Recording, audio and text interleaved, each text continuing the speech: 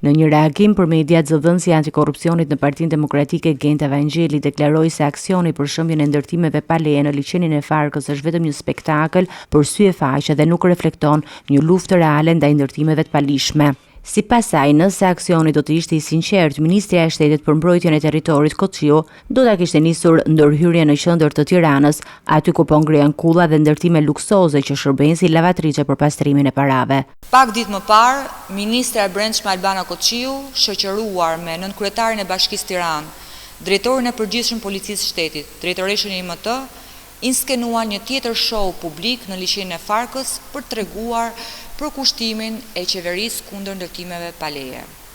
Nëse ky aksion do ishte real, Ministra Koçiu duhet kishte filluar punën e saj vetëm disa metra larg zyrës cilës drejton, pikërisht në qendër të kryeqytetit, aty ku ngrihet kull pas kulle.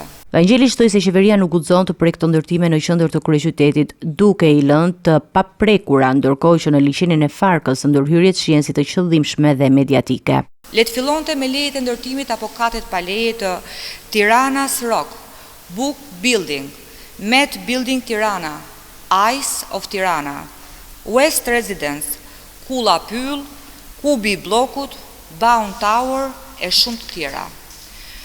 Pa harruar rezidencat luksoze se Tirana Festival City, Square 21, Fiori di Bosco, Tirana Splendor e 10 projekte të tjera gjigande që kanë rrethuar kryeqytetin me beton dhe parat pista. Sipas të dhënave të Partisë Demokratike, vetëm në 7 vitet e fundit janë dhënë leje ndërtimi për rreth 12 milion metra katror sipërfaqe banimi dhe komerciale, shumica e të cilave ndodhen në zonat më të lakmuara të Tiranës. Kullat të reja nisën të ngrihen njëra pas tjetrës.